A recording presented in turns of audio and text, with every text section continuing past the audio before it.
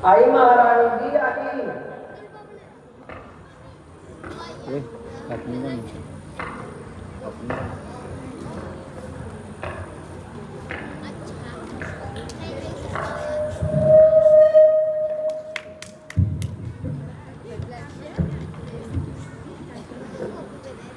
अरे तू कहाँ मर गई थी? मैं कब से तेरा इंतजार कर रही थी। मैं सजावट की तैयारी कर। बच्चा, क्या बात है? तू आज इतनी उदास क्यों नजर आ रही है?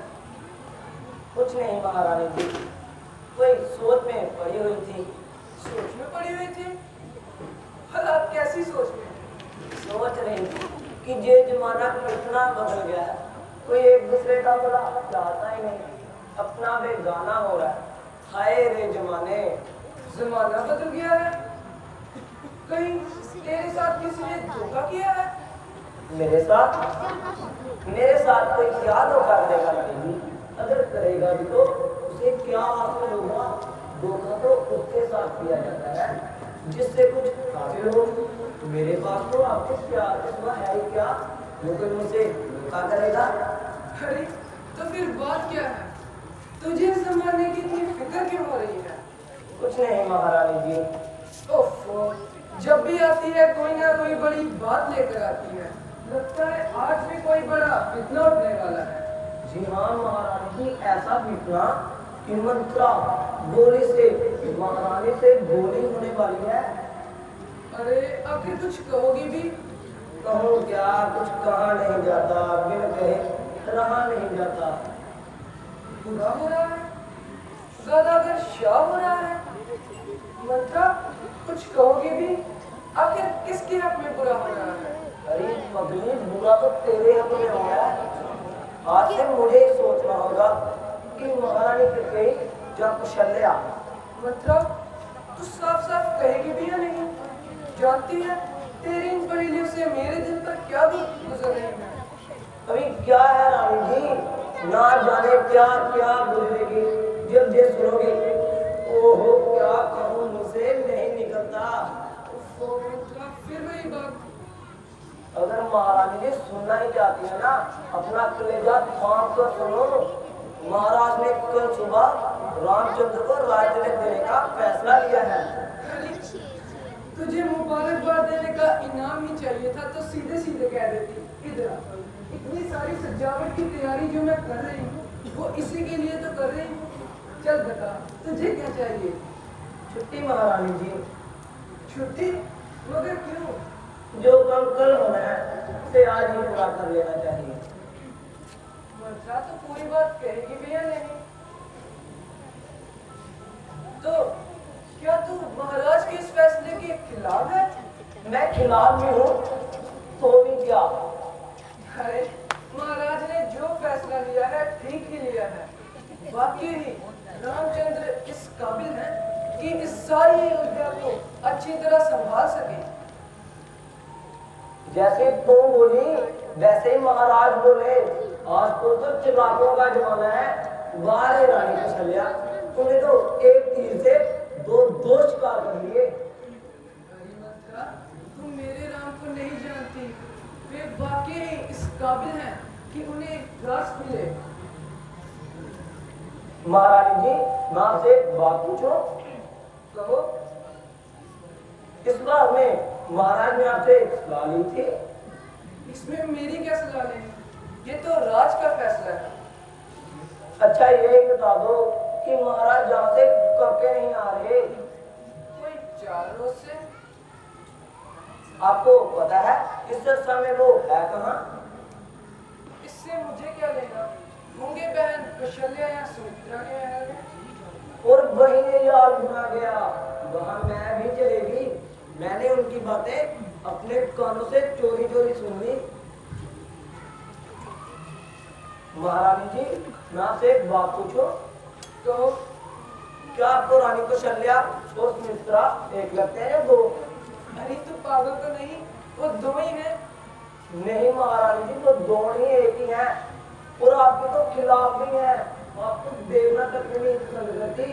अगर करती होती तो इतने बड़े बड़े फैसले किए, उनमें आपको शामिल किया। और आज समझ नहीं किया। अभी भी सोच सकती है, सोच ले। तूफान से बस तूफान से बच सकती है या नहीं, या कुछ और? अगर आप नहीं बचना चाहते तो उस बेचारे भरत का तो सोचो। राम के तख्त पर बैठने से राम महाराज बन जाएगा, भरत क्या सारी उम्र उसका गुलाम बना रहेगा। महारानी कैकेयी रानी बनेगी? नहीं, वो तो दासी ही बनेगी। तो शल्या बनेगी महारानी। बस बस मंत्रा, चली जा। जरा सोच रानी, भरत के तख्त पर बैठने पर मैं क्या दासी से महारानी बन जाऊंगी? अरे महारानी तो तुम ही बनोगी। मुझे क्या है, मुझे मजबूर करता है तेरा खाया हुआ नमक।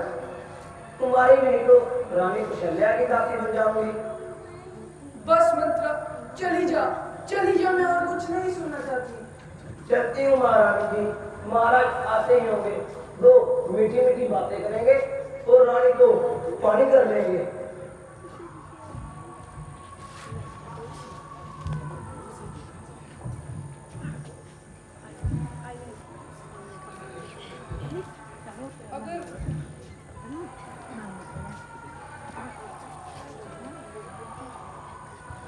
अगर गौर से देखा जाए तो मंत्रा की एक एक कई बात साबित होते हुए नजर आती है। राम के राजा बनने के बाद कुशल्या का जीवन और मेरा जीवन दासियों के समान नहीं। मैं ऐसा कभी नहीं होने दूंगी। मैं अपने भरत के साथ ऐसा कभी नहीं होने दूंगी। ये दुनिया नारियों को कमजोर समझती है, पर ये दुनिया ये नहीं जानती कि नारी वो नागिन है जिसके डसे को पानी की मोहलत तक नहीं मिलती। फिर महाराज की क्या बिसात? बताऊंगी कि छल नारियों का कैसा होता है। मेरे अंदर भी एक काला नाग सोता है। मैं वो लता हूँ जिस वृक्ष पर गिरी उसे सुखा डाला। मैं वो बिजली हूँ जिस घर पर गिरी उसे जला डाला। महारानी जी, मैंने जो कुछ कहना था वो कह दिया। अब आप जाने, आपका काम जाने, कहीं बात खाली ना चला जाए। हरगिज नहीं मंत्रा, मैं महाराज की कमजोरियों को अच्छी तरह जानती हूँ। महारानी जी, ऐसा काम करना, ना रहे बांस ना बजे बांसुरी। क्यों नहीं? मैं कोमल हूँ मगर बज्जर सा दिल रखती हूँ सीने में। मैं निर्बल हूँ रखती शीश की शक्ति को जीने में। बदल दूंगी मैं फैसला महाराज का, आने तो 2 महलों में। अगर मेरा भरत राज पर न बैठे तो क्या लुफ्त इस जिंदगी को जीने में। महारानी जी, महाराज आते ही होंगे। तुम जाओ और फिक्र मत करो, मैं सब संभाल लूंगी।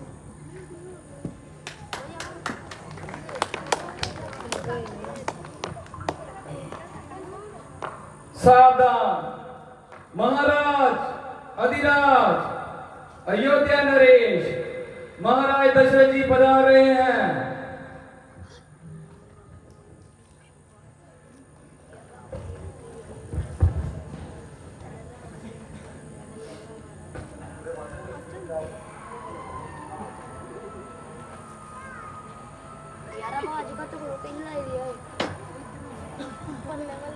प्रिय, ना आदर ना सत्कार, ये कैसा व्यवहार? चले जाओ नाजुकदारी को रहने दो। मेरे अंदर से लगती हुई इस तेज चिंगारी को रहने दो। शिशकता दिल हूँ मेरा, अब आपसे मेरा वास्ता ही क्या रह गया। जफा की है किए जाओ, वफादारी को रहने दो। तो प्रिय, आखिर ऐसी बात क्या है जो इस कदर मलाल है? आखिर ऐसी कौन सी बात है जो तुम इस कदर नाराज हो? बात ऐसी है महाराज कि मुझसे कहीं नहीं जाती। मैं कहना चाहती हूँ मगर मुझसे कहीं नहीं जाती। प्रिय, परंतु ऐसी कौन सी बात है जो तेरे हलक तक आ रही है और मुंह पर नहीं आ रही? बताओ, क्या मेरी प्रिय रानी को किसी ने दुख दिया है? बताओ, हम अभी उसे सजा देंगे। बताओ, ऐसी कौन सी बात है जिसके कारण आहोजारी है? हलक तक आकर भी बात तेरी जुबान पर आने से आ रही है। बता, वो कौन है जिसने तेरे हृदय को दुखाया है? सत्ता सतारी है। जो बचते हैं मुझे वो खाली ढोल निकलेंगे। मुकर जाओगे महाराज जब मेरे मुंह से दो कौल निकलेंगे। नहीं कैकेयी नहीं, मैं मुकर जाऊंगा अपने शब्दों से? नहीं नहीं, ऐसा कभी नहीं हो सकता। तो सुनिए, मैंने आपसे कभी दो कौल लिए थे। हाँ बिल्कुल लिए थे। तो आप लोगों ने मुझे वापस देने में कोई एतराज तो नहीं? नहीं नहीं, मुझे कोई एतराज नहीं। सोच लीजिए। सोचना क्या कैकेयी? आकाश पृथ्वी पर, पृथ्वी आकाश पर हो जाए, नदी में मग्न पहाड़ों पर, नदी में मृग पहाड़ों पर मग्न हो जाए, अगर हम अपने दिए हुए कोलों से मुकर जाए। प्रतिष्ठा हमारी बात की इस प्रजा को अमल है, साक्षी ये पृथ्वी, ये आकाश और ये पवन है। जब जब बात आएगी रघुवंश के नाम की, ले खाता हूँ कैकेयी सौगंध मैं राम की, ले खाता हूँ कैकेयी सौगंध मैं राम की। तो सुनिए, मैं एक के बदले मेरे भरत को राज और दूसरे के बदले उस राम को 14 साल का वनवास मांगती हूँ। कैकेयी ये वक्त दिल लगी का नहीं है, जो मांगना है जल्दी मांग। मैंने जो कुछ कहना था सो कह दिया, बाकी देना ना देना आपकी मर्जी। कैकेयी क्यों खामखा सता रही है? जो मांगना है जल्दी मांग, हमें और भी बहुत काम है। तुम्हें पता है सुबह राम का रात तिलक है। महाराज, अगर शक्ति नहीं तो आप इनकार कर दीजिए। तो क्या तू ये सच कह रही है? हाँ। नहीं नहीं कैकेयी, बोल दे तू हंसी कर रही है। अगर आप नहीं देना चाहते तो ना ही सही। तो क्या तू ये सच में मांग रही है? हाँ। यही तेरा आखिरी फैसला है? हाँ। बख्श दे प्रिय, बख्श दे, मेरे गुनाहों को बख्श दे। तुम ऐसे को ना मांग, तुझे भरत को राज देना है दे दे, मेरे राम को वन तो ना भेज। महाराज, ये मुझे पहले ही मालूम था, ना आप मेरे भरत को राज देंगे और ना ही उस राम को 14 साल का वनवास। परंतु कैकेयी राम ने तेरा बिगाड़ा है, वो तो तुझसे मां से भी ज्यादा प्रेम करता है। जब तक उसे राज नहीं मिला तब तक। मत कर प्रिय, मत कर, इस बुढ़ापे में मेरी जिंदगी बर्बाद मत कर। तुझे भरत को राज देना है ना, तू जी भर के दे दे, परंतु मेरे राम को वो ना भेज।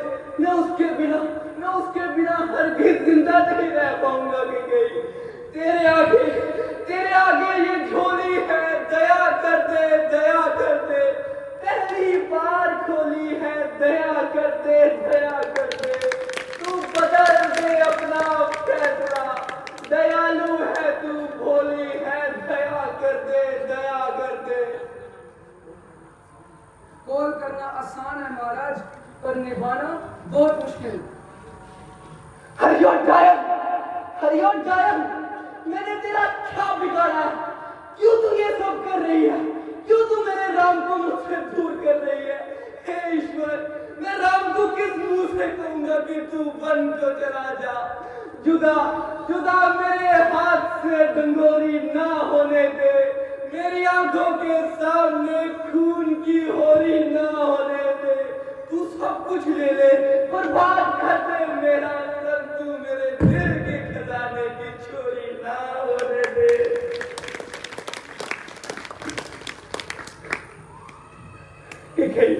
मत ऐसा मत कर, ऐसा मत कर। अब राम को बुलाना चाहिए। मंत्रा, हरिओम मंत्रा, जल्दी राम को लेकर आ।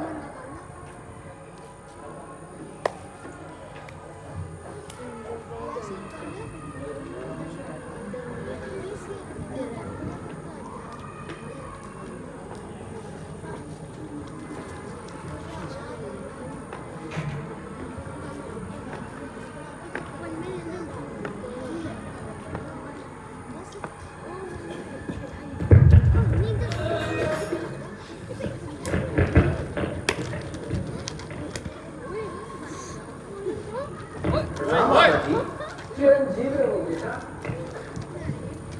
प्रणाम पिताजी।